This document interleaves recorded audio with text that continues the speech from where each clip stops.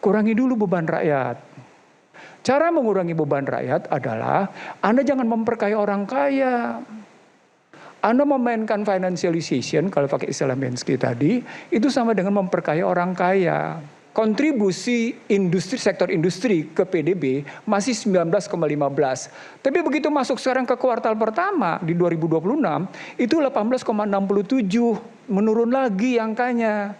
Artinya sesungguhnya kebijakan-kebijakan yang dibangun dalam rangka pertumbuhan 5,61 diikuti dengan yang namanya kesulitan lapangan kerja. Apa artinya kalau secara sosial? Anda sedang meningkatkan kriminalisasi. Pada saat yang sama Anda sedang melakukan apa yang disebut dengan modern slavery system, bahkan pakai ultra.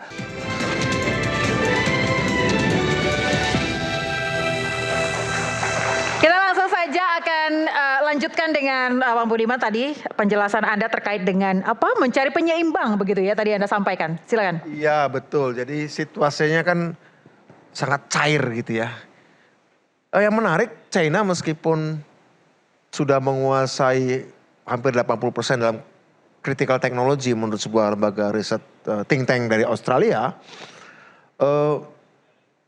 Setidaknya dalam statementnya ya. Mereka tidak berambisi untuk jadi superpower, hegemonic power ya. Memang dari zaman Mao Zedong, Cina selalu menolak apa yang namanya hegemonic power. Makanya mereka tidak pernah mengatakan bahwa dia harus melampaui Amerika ya. Bagi mereka berbisnis dengan siapa saja. Menurut saya Pak Prabowo ini pada China dia harus menjadi bagian dari proses demokratisasi teknologi digital. Boleh didekatin lagi Bang. Ya. Karena tadi saya sudah nyinggung soal nuklir ya. Indonesia sudah terlanjur menandatangani Non-Proliferation Treaty. Artinya Indonesia sudah berbaiat untuk tidak punya senjata nuklir. Ya, ditandatangani zamannya Pak SBY begitu. Artinya, tapi kita tahu ada krusial teknologi lain, ada critical teknologi lain yang sekarang Amerika sudah mulai keteteran dan melihat bahwa ini akan menjadi ancaman bagi dominasinya atau hegemoninya, yaitu AI. Sekarang saya pernah diskusi dengan Wakil Menkom DG, Nezar Patria pada waktu akan menghadapi AI Summit di London. Sempat diskusi dengan saya, Bung ini kira-kira akan disepakati sebuah kesepakatan etis. Kira-kira perlu tanda tangan nggak? Saya bilang jangan. Jangan dulu kita menyepakati bikin etika global saat Indonesia belum mengembangkan apapun. Karena apa? Itu artinya kita akan mengunci parameter-parameter etisnya sementara kita belum mengembangkan itu secara optimal. Padahal kita butuh itu. Dan kita punya potensial? Punya potensi, saya tahu bahwa kita punya potensi ya. Jangan sampai nasib kita terhadap AI itu sama seperti nasib kita terhadap senjata nuklir. Di mana kita udah terkunci gak bisa apa-apa. Nah kebetulan di dunia ini ada dua pendekatan. Pendekatan American First dalam penguasaan AI dengan adanya program Stargate 500 miliar US dollar dari Trump untuk mendanai proyek AI. Dan ada pendekatan China yaitu KTT AI Summit yang diadakan di Shanghai. Bagaimana menjadikan AI itu demokratis, open dan even free begitu ya. Algoritmanya dibicarakan oleh banyak negara, bukan sekedar oleh satu negara. Menurut saya pilihan kita adalah kita mendemokratiskan AI ini agar AI tidak menjadi alat deterrence, alat bargaining dari satu kekuatan negara tertentu, ya. Karena kalau kita tidak masuk ke arah sana, secara kapasitas masih tertinggal meskipun punya potensi, dan ketika dikunci secara etis, ya sebenarnya kuncian etis itu nanti siapa yang memegang apa? Pemegang nilai-nilai itu siapa lembaganya? Kalau satu negara saja, saya nggak setuju. Tapi kita harus dibicarakan bersama. Jadi menurut saya Pak Prabowo politik luar negeri Indonesia ya pertama ingin dalam technological race ini kita harus ikutan diajak merumuskan standar. Jangan cuma jadi objek. Kedua, teknologi ruang angkasa kita sudah sepakat dengan Rusia. Teknologi nuklir untuk tujuan damai kita sudah sepakat dengan Rusia. Menurut saya prioritaskan itu. Amerika Serikat menurut saya ini menarik Amerika Serikat. Benar apa yang sudah dilakukan. Maritim bagaimanapun juga kita akan banyak gesekan. Setidaknya teman-teman kita ada banyak gesekan nih bersama terhadap China, tetangga-tetangga ASEAN kita. Nah, kita juga harus punya solidaritas ASEAN. Tanpa kita harus konfrontatif pada China, tidak perlu juga konfrontatif pada China, ya, tidak perlu juga kita konfrontatif pada China. Sehingga kerjasama militer dengan Amerika terbatas. Jangan sampai juga mengganggu kedaulatan, dan itu sudah disampaikan oleh Menteri Luar Negeri kita, tidak ada yang namanya izin ya bagi penerbangan Amerika. Pada Rusia teknologi nuklir dan teknologi ruang angkasa, pada China infrastruktur dan juga teknologi digital saya kira perlu. Pada Amerika Serikat menurut saya pertahanan perlu, meskipun kita juga bisa mendiversifikasi dengan Eropa, terutama Prancis. Saya kira langkahnya ke Prancis ini menjadi penting karena bagaimana juga Prancis adalah negara Uni Eropa dan negara NATO yang paling independen terhadap Amerika. Baik, jadi intinya ini sikap Presiden Prabowo saat ini seperti yang Anda katakan adalah sampai 2029 target itu. Oke, baik. Sampai 2029. Beyond 2029 kita nggak tahu siapa juara dari kocok ulang ini ya. Meskipun Cina mengatakan aku nggak berminat jadi juara satu juga dia bilang. Oke. Ya. Oke. Tapi who knows lah ya. Oke. Begitu. Baik, tepuk tangan untuk Bang Budiman. Sebetulnya kan. Oke. Persoalan yang disampaikan oleh Budiman itu kan bukan persoalan yang menghinggapi Indonesia saja. Itu juga menghinggapi hampir semua negara di seluruh dunia. Blok yang berubah, kekuatan yang berubah, penyeimbang yang berubah dan sebagainya. Pertanyaannya dengan cara apa negara-negara itu menghadapinya? Apakah presiden dari negara-negara itu sesibuk presiden kita sampai mengunjungi 54 negara yang lain? Misalnya begitu kan. Karena apa yang kita hadapi terhadap perubahan global itu kan juga yang dihadapi oleh Pakistan, yang dihadapi oleh Singapura, yang dihadapi oleh Malaysia dan sebagainya. Problemnya pasti sama. Tidak. Singapura jelas bloknya. Singapura jelas bloknya.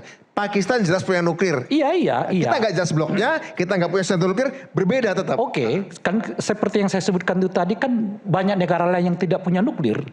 Tapi apakah presidennya jalan-jalan? Enggak gitu. Itu satu. Nah yang kedua, kalau misalnya disebutkan tadi, kan problem awal kita ini kan sebetulnya bukan pada banyaknya perjalanan, tapi tidak terinformasikan target dari setiap perjalanan itu apa. Ke 54 negara itu. Budiman bisa menjelaskannya pada negara-negara, tapi misalnya berangkat ke Jerman apa targetnya? Berangkat ke Belanda apa targetnya? Berangkat ke Belgia apa targetnya? Berangkat ke Swiss apa targetnya? Berangkat ke Belarus apa targetnya? Dan sebagainya. Jadi solusi yang... Bukan solusi. Kita ini hidup bernegara. Oke. Ya, kalau tadi Bung Teddy menyatakan sebagiannya itu anggaran perjalanan itu dari kantong presiden, lebih masalah lagi. Itu perjalanan yang dibiayai oleh negara yang semestinya nggak boleh memakai keuangan pribadi. Itu lebih masalah lagi tuh itu. Nah, karena kita hidup bernegara, segala sesuatu dari tindakan presiden itu harus ada pertanggungjawabannya. Uniknya sampai sekarang misalnya kita tidak mendapatkan penjelasan yang jelas. Itulah yang mengakibatkan kemudian masyarakat bertanya-tanya, ngapain sih 54 tuh negara, ngapain ke Prancis sampai 3 kali, ujung-ujungnya cuma bawa 61 triliun. Kalau udah 3 kali bolak-balik ke Prancis itu ya mestinya bawanya 200 triliun dong, misalnya begitu kan. Itu yang saya sebut dari awal tadi Bung, tetapkan target dulu, baru kita evaluasi di bawahnya. Bukan berangkat dulu, baru bawa sesuatu langsung bilang ada oleh-oleh nih gitu. Itu keliru dalam berbangsa dan bernegara. Nah itulah yang membuat pemimpin-pemimpin kita ini leluasa. Karena kita nggak pernah berikan kepada mereka target. Kita hanya mengatakan, oh tumbuh sekian, oh senang. Oh ini senang gitu. Ini senang. Gitu. Ini yang dilakukan oleh sekira ya, informasi yang disampaikan oleh pemerintah. Koperasi tumbuh sekian. Ya kan, MBG sekian, ya kan. Kok kalau MBG-nya sukses, kenapa ketuanya diganti sama presiden? Oke. Kan itu pertanyaannya tuh gitu. Jadi di satu segi ini agak bolak-balik, ada penyampaian informasi yang sangat bombastis, tapi di lapangannya beda. MBG udah bagus, ini bagus, ketuanya diberhentikan sama presiden gitu. Bagaimana Anda yakin bahwa itu adalah salah satu bentuk nyata presiden untuk membuat... Kalau orang sukses mana diganti? Oke. Mana ada teorinya di dunia ini orang sukses diganti? Kalau kata Bung Budiman dan kawan-kawannya, makar itu namanya kata dia. Presiden yang sukses, ya kan, minta diganti itu kata Bung Budiman dan kawan-kawannya itu makar. Istilahnya ya, bukan berarti presiden makar kepada ketua BGN, tentu saja tidak gitu. Nah, kan ini yang dianggap oleh publik yang bolak-balik itu, dan itu penjelasan ini tidak meyakinkan. Lebih dari sekedar tidak meyakinkan, ada penjelasan dari pemerintah yang bersifat seperti mengadu. Misalnya ketika rakyat menyampaikan, ini dana pembelian sapi sampai 100 miliar dari APBN, gitu kira-kira tuh. Dipertanyakan oleh publik, dijawab oleh salah satu Dewan Kehormatan atau Bakom lah istilah dari Bakom. Apakah kalian tidak senang melihat orang-orang miskin menerima daging?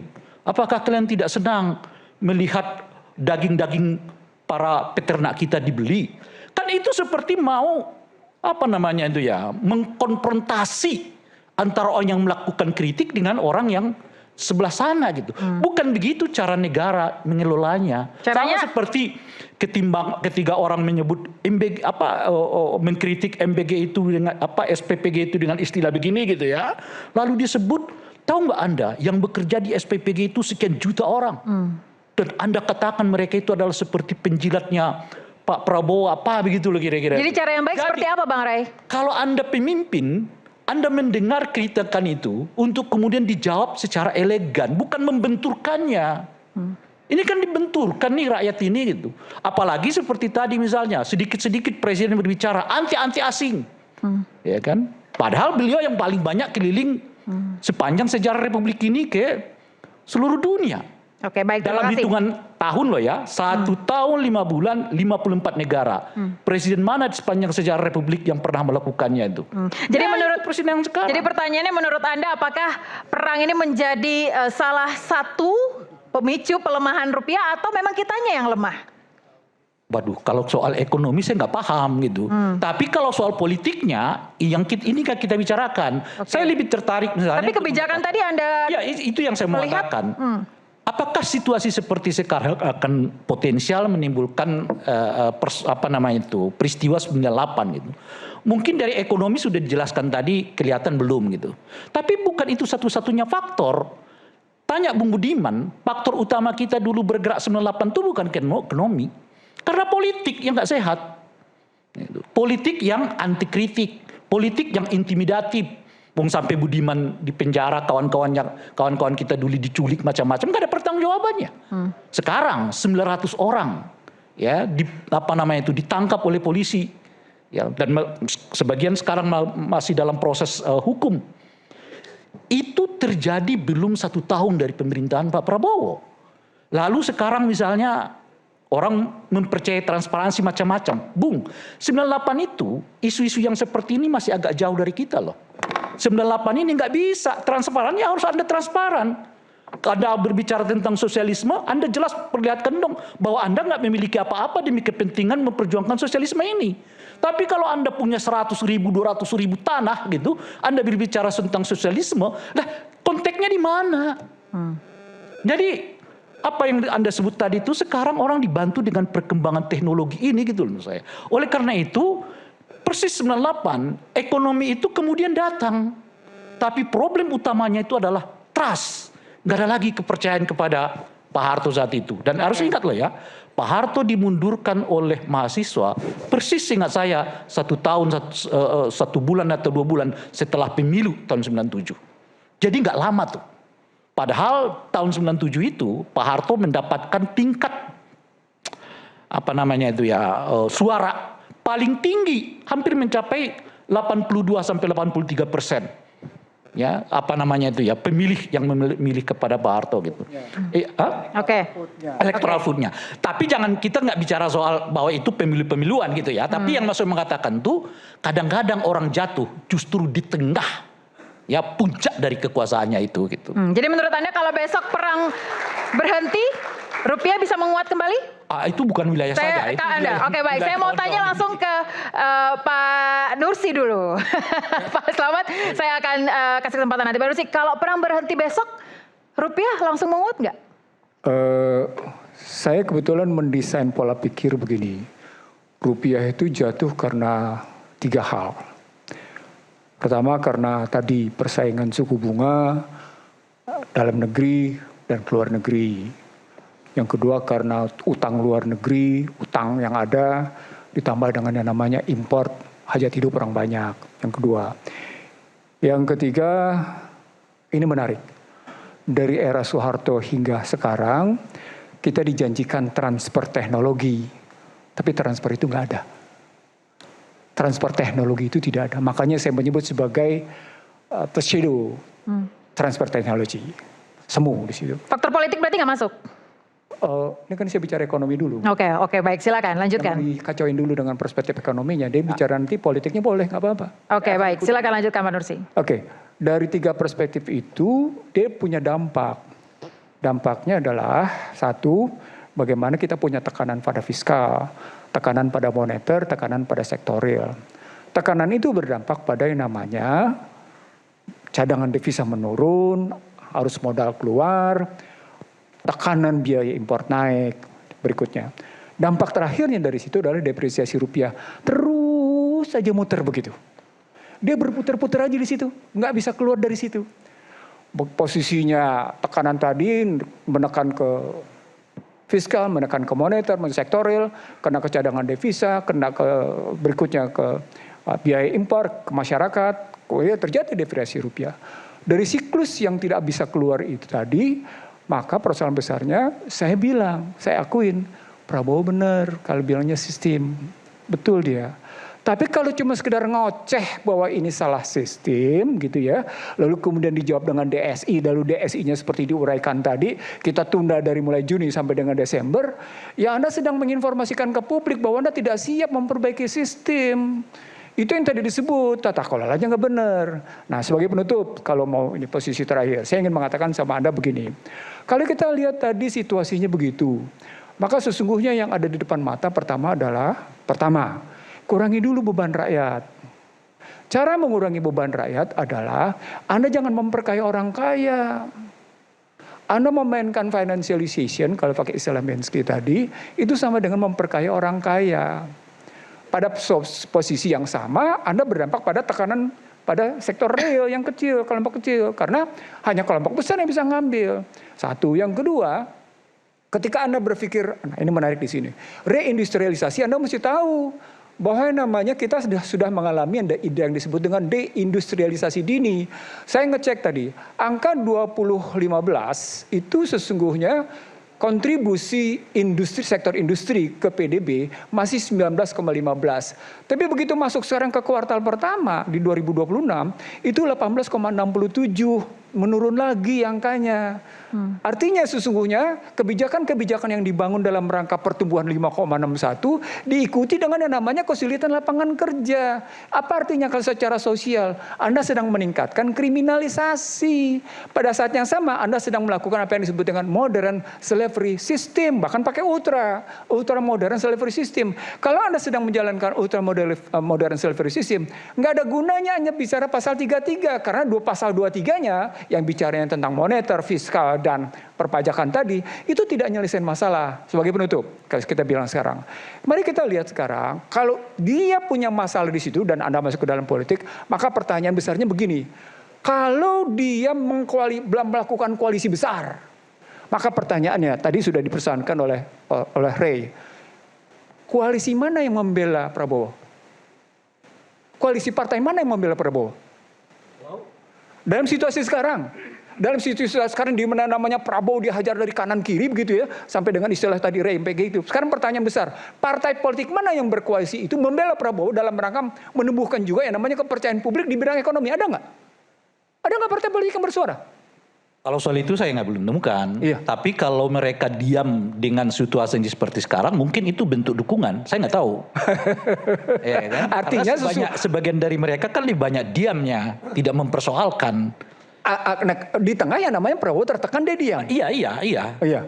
Boleh jadi itulah dukungannya, itu menurut saya. Itu sebagai dukungan? Boleh jadi. Oh, boleh jadi. Gitu. Dalam bahasa yang lain, kalau saya ngelihatnya, investasi politik yang dilakukan oleh partai politik seperti itu, sesungguhnya investasi main dua kaki. Di satu sisi kabinet yang gelembung besar-besaran untuk menunjukkan tidak efisien, tapi di sisi lain ketika Prabowo ditekan habis-habisan, sudahlah kita dukung dengan cara diam, kita tidak perlu ikut melakukan kritik. Ya, Anda main dua kaki dong. Di sisi lain Anda ingin mendapatkan simpati, tapi di sisi lain Anda untuk mendapatkan kursi. Gimana ceritanya? Nah, iya memang. Oke. Kalau itu kejadiannya, maka begitulah tidak fairnya kondisi politik. itu jelas nggak fairness. Tapi pertanyaannya adalah mengapa Pak Prabowo melakukannya? Nah, Oke. nah, Kan itu itu pertanyaannya. karena Mengapa Pak Prabowo mengundang partai-partai yang beliau, kalau pakai analisa ini ya, yang beliau nggak bisa jamin bakal dukung dia dalam kondisi kesulitan. Nah, itu jawabannya sederhana. Bagaimana transaksional antara Jakarta sama Solo? Itu harus dijawab, harus terbuka ngejawabnya. Oke, Kalau baik, terima kasih. begitu kita maka Kalau orang ini- orang tidak akan sampai mencurigai bahwa seberapa begitu dalamnya pengaruhnya namanya Solo terhadap Jakarta. Ini kalau soal ini mungkin Budiman yang punya informasi. Silakan. Saya ke Mas Gem dulu kalau begitu. Kita kembali lagi ke judul karena kita sudah berada di segmen terakhir. Kalau pertanyaan yang sama, kalau besok perang berhenti apakah rupiah langsung menguat? Tidak. Tidak. Langsung saya katakan tidak. Karena seperti tadi disampaikan, eksternal, internal ini berperan kali ini. Jadi tidak serta-merta perang itu berhenti. Prediksi saya perang itu berhenti di Juni minggu kedua sampai Juli minggu kedua. Sudah hampir selesai. Tapi yang nanti Anda akan Pertanyaannya lihat. mungkin begini, sebetulnya penekanan terhadap rupiah kita itu disebabkan lebih banyak karena eksternal apa internal? Dua-duanya Pak, itu matriksnya 50-50. harus dikerjakan. Karena itu butuh data, nggak bisa kita sembarang ngomong. Itu tadi sudah dijelaskan di segmen awal tapi ya. kita percaya bahwa perang saja hilang tanpa internal perbaikan itu tidak bisa. Kenapa? Simple. Jadi langsung saya tutup dengan 2 saran kepada pemerintah dan masyarakat. Kepada pemerintah dulu, yang harus dibangun di sini adalah foreign direct investment. Apapun manuvernya, Anda bapak-bapak sudah luar biasa dengan semua teorinya bagus sekali. Tapi kuncinya adalah Vietnam itu way better than Indonesia sekarang. Dan banyak orang pergi ke Vietnam, invest di sana. Foreign direct investment mengalir ke Vietnam karena negara itu dianggap mungkin lebih stabil. Iya, ya kan? Lebih stabil, regulasinya jelas. Artinya foreign direct investment itu akan membuat mata uang kita kuat, negara kita kaya, dan bagaimana caranya untuk mengundang orang masuk trustworthy country. Ya, yang pertama adalah trustworthy dari masyarakatnya harus percaya pada pemerintah. Yang paling simpel adalah perbaiki tata kelola negara dengan holistic approach. Jangan sampai ada ego sektoral di antara kementerian, jangan sampai blunder di dalam pembicaraannya, dan masyarakat harus bisa percaya kembali. Yang kedua, memastikan bahwa investor asing tidak menganggap Indonesia ini krisis kebijakan. Hari ini kebijakan A, besok ganti B, besok ganti C. Siapa yang mau taruh uang ratusan miliar di negara yang seperti itu? Akhirnya, ya saya pindah saja. Mohon maaf, belum termasuk ormas yang menjadi pertimbangan, menjadi faktor resiko di dalam usaha. Ya, ini menjadi masalah. Sehingga kalau ini sudah kita benarkan, holistic approach dari sistem manajemen tata kelola negara benar, trustworthy dibangun, tentunya akan ada perbaikan. Dan kita bisa bicaralah semuanya dengan Danantara dan seterusnya itu ya. Juga pesan saya, negara lagi susah, kita percaya bahwa tidak mungkin memberantas korupsi 100%. Tidak mungkin, ya. Itu kita tahu sama tahu. Tapi setidaknya orang kalau hari ini berpikiran mau korupsi, cutlah korupsi 5%, kalau biasa korupsi 30, sekarang 5% aja gitu loh. Nanti kalau negaranya udah pulih, udah kaya, lu mau korupsi lagi mungkin ya. Kalau nggak ngerasa salah gitu mungkin gitu. Tapi tolong ada kesadaran supaya Indonesia ini pulih dulu, ya. Terus kemudian saran buat rakyat. Kita tahu negara kita lagi di dalam tekanan, bukan krisis. Mohon lebih bijak di dalam memberikan informasi tentang Indonesia itu. Suram, gelap, akan hancur rupiah ke 25.000. Kita harus pertimbangkan banyak penonton, banyak social media user yang tidak punya literasi. Dia hanya makan mentah-mentah informasi itu, akhirnya menjadikan kepanikan. Yang menjadi pertanyaan saya adalah, Anda men-share rupiah akan ke 40.000 pun sekalipun, itu mau kasih masyarakat edukasi atau mau cari follower? Ini harus dijawab. Karena kalau Anda sebagai seorang ekonom, analis, akademisi, jangan menebar ketakutan yang sampai akhirnya masyarakat makin antipati sama pemerintah. Sebuah negara akan runtuh jika masyarakatnya tidak percaya lagi pada pemerintahnya.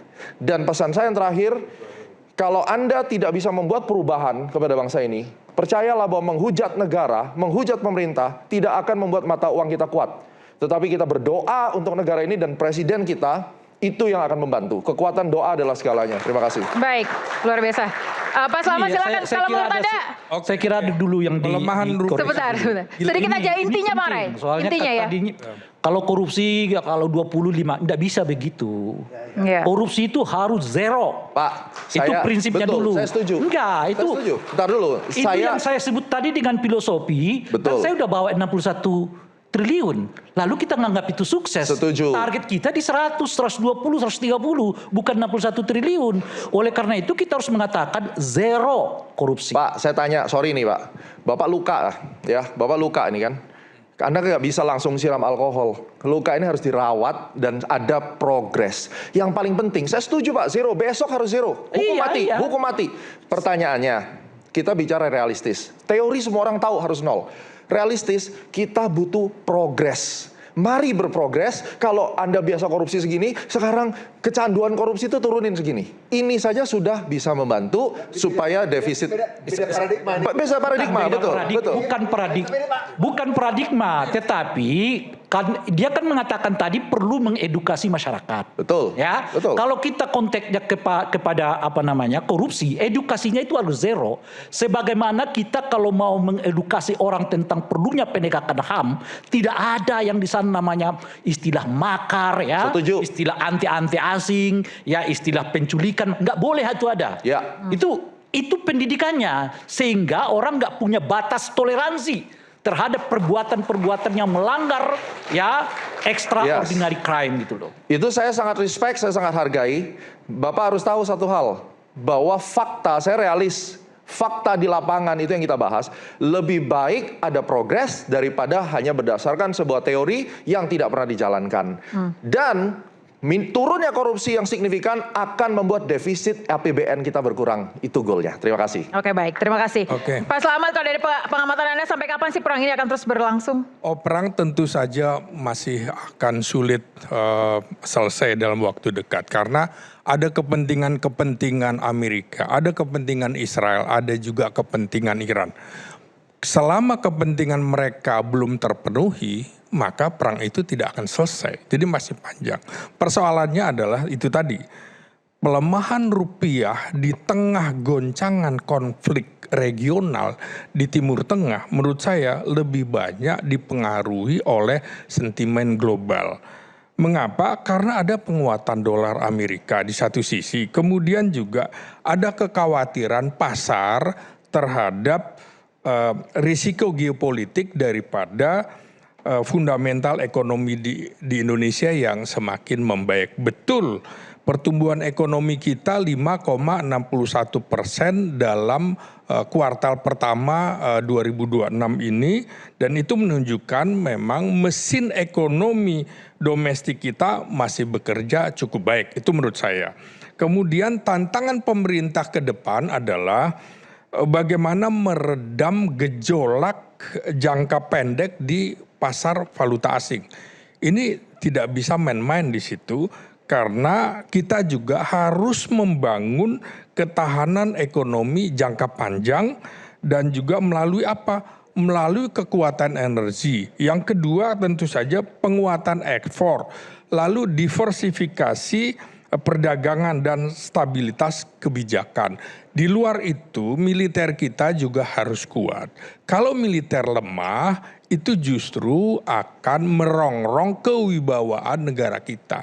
Jadi langkah Pak Peristiwa Prabowo kemarin Venezuela. penguatan alutsista itu sudah di jalan yang benar? Ya, karena itu dalam situasi perang dan ketidakpastian global saat ini, kekuatan utama rupiah menurut saya pada akhirnya akan ditentukan oleh seberapa kuat fondasi ekonomi kita, dan juga ini bukan semata-mata perkembangan di Timur Tengah. Jadi betul-betul kita harus semakin mandiri seperti tadi Bung Budiman bilang. Memang kita seperti mendayung di antara dua karang. Ketika dulu bipolar, sekarang multipolar, mau tidak mau kita harus seolah-olah dekat dengan Amerika, seolah-olah dekat dengan Rusia, dan seolah-olah dekat Tiongkok.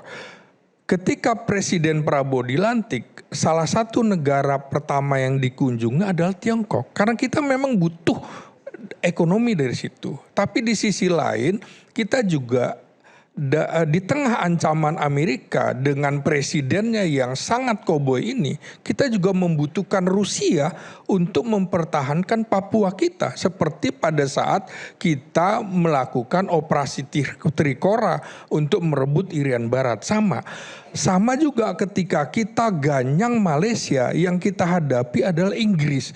Tidak ada jalan lain. Maka ketika bipolar dulu kita harus ke arah blok timur. Itu bukan berarti kemudian kita cenderung menjadi komunis atau cenderung menjadi liberal.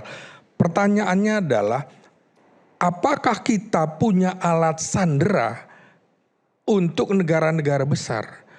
Pada saat Presiden Soekarno dulu, kita punya alat sandera. Ketika Ellen Pop itu pesawatnya ditembak jatuh dan kita tidak mau melepaskan itu sebagai sandera.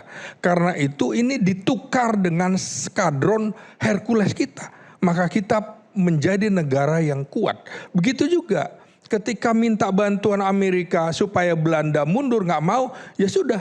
Rusia dengan kapal selamnya sampai puluhan dan juga prajurit militernya di dalam kapal-kapal Indonesia, itu adalah jalan tengah kita untuk melawan kekuatan-kekuatan besar. Kita juga butuh Amerika untuk menghadapi Tiongkok di Laut Cina Selatan. Jadi kita membutuhkan 3 negara kuat ini, serta itu tadi, kita beli alutsista dari Prancis. Kita beli alutsista dari Italia, kita beli alutsista dari Turki, dari Korea. Tapi ada kesulitan nantinya adalah ketika alat komunikasinya tidak sama antara kekuatan udara kita, laut dan darat kita, repot. Karena itu salah satu jalan keluar, industri pertahanan strategis kita harus dikuatkan.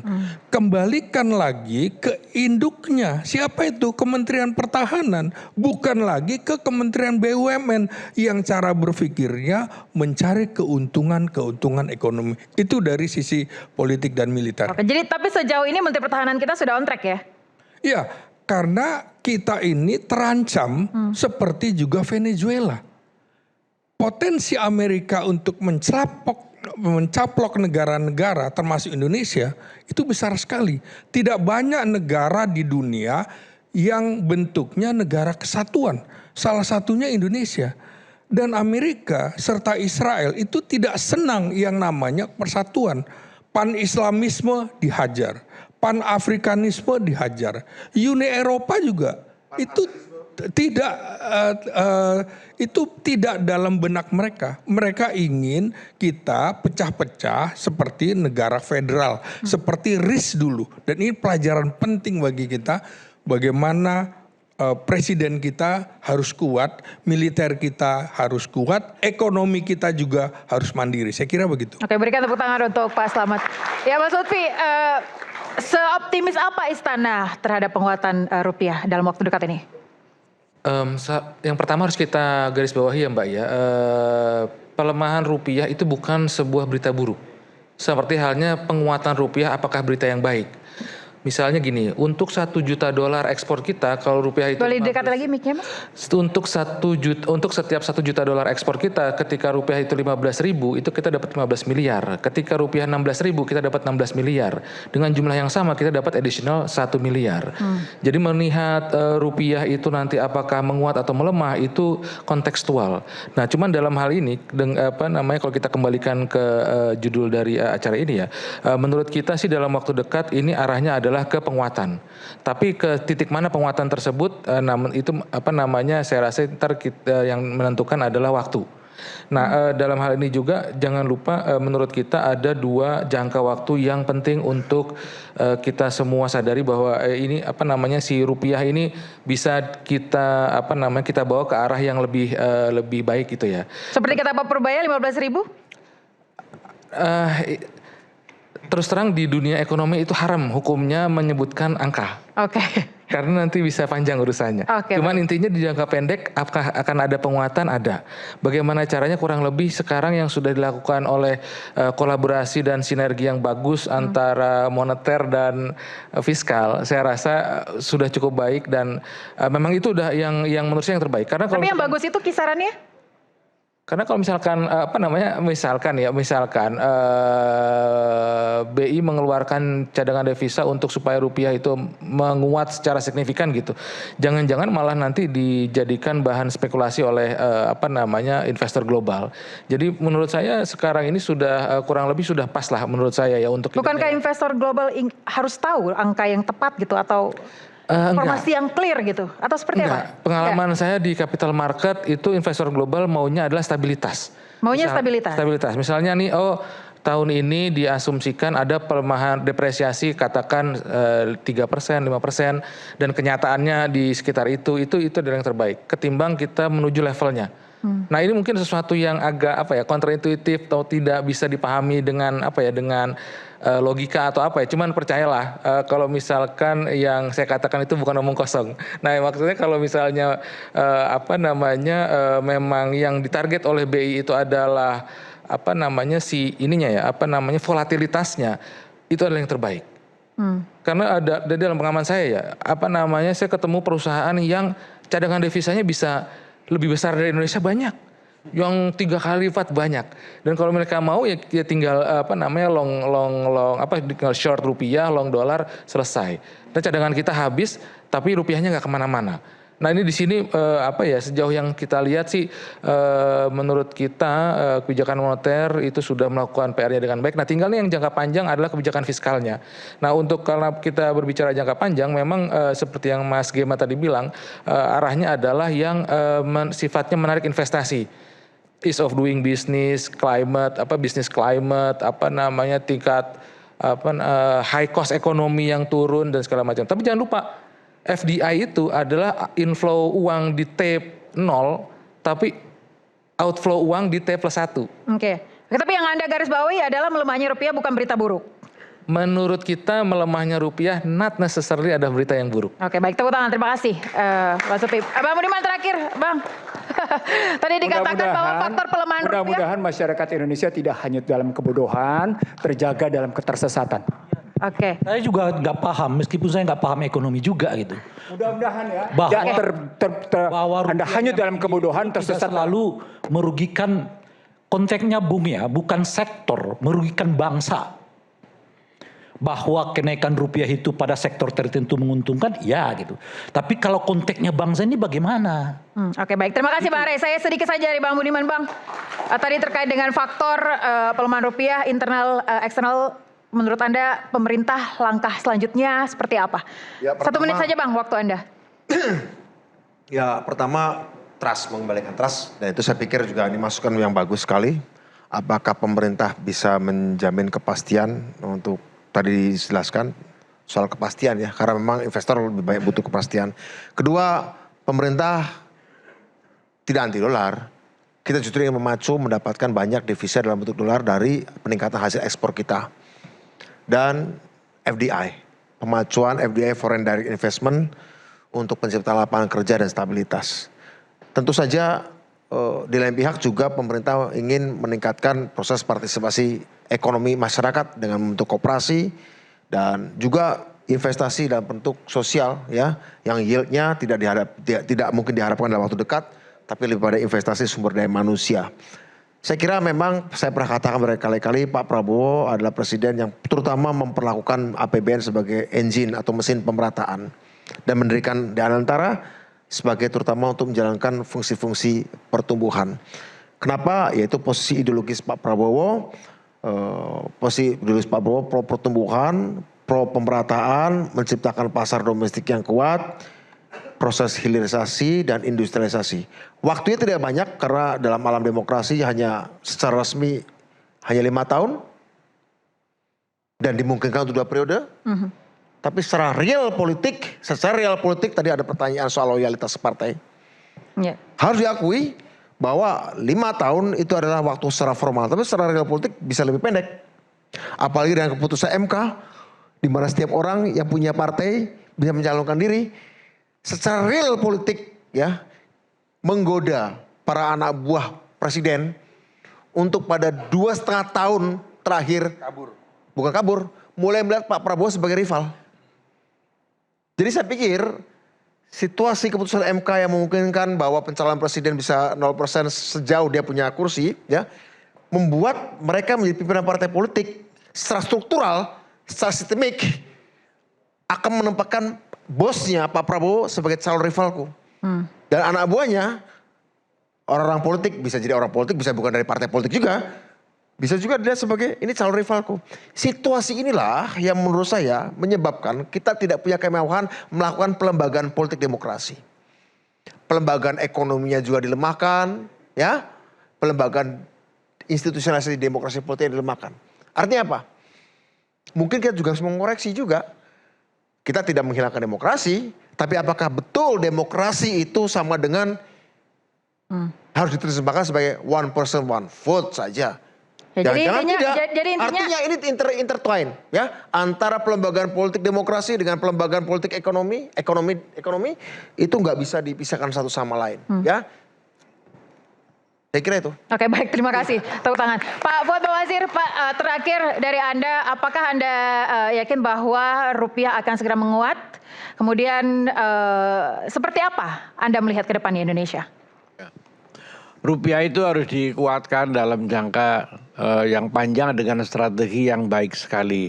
Kalau dalam jangka pendeknya itu memang biasa. Ada yang rupiahnya melemah, senang karena bisa ekspornya banyak, muat. Itu biasa. Dulu waktu kita masih fixed rate, malah kita bisa mendevaluasi kan. Dari 400 misalnya jadi 625 sekaligus 5% dilemahkan, orang tepuk semuanya senang. Dulu senang 50% turunkan lagi jadi 800 senang, terus kan begitu, senang. Karena memang itu yang diharapkan. Jadi pelemahan itu ada yang diuntungin juga ya kan. Kalau lagi kuat ada. Kalau kita banyak import, makanya kalau lagi begini banyak import, yang import terkena karena barang impor jadi naik. Makanya itu diatasi dengan jangka yang strategis lah. Misalnya dengan ekspor semua dihimpun oleh pemerintah seperti minyak sekarang melalui tambang-tambang gitu kan. Makanya saya bilang jangan ditunda. Ditunda itu macam-macam itu alasannya. Pemerintah harus firm. Kalau ditunda ini dilihat oleh pasar ini. Wah, ini pemerintah lagi ragu-ragu. Terus yang gonggong kan banyak ini. Cunguk-cunguknya di dalam negeri kan memang juga banyak. Rupiah kan begini, saham begini gitu. Takut-takut ini banyak biasa. Tapi firm, jangan ditunda. Kalau ditunda itu macam-macam yang diharapkan. Dulu Pak Harto juga banyak menunda misalnya gitu. Jadi kan, muncul rivalitas begitu maksud Anda ya? Ada change-nya ya? Iya ada selalu.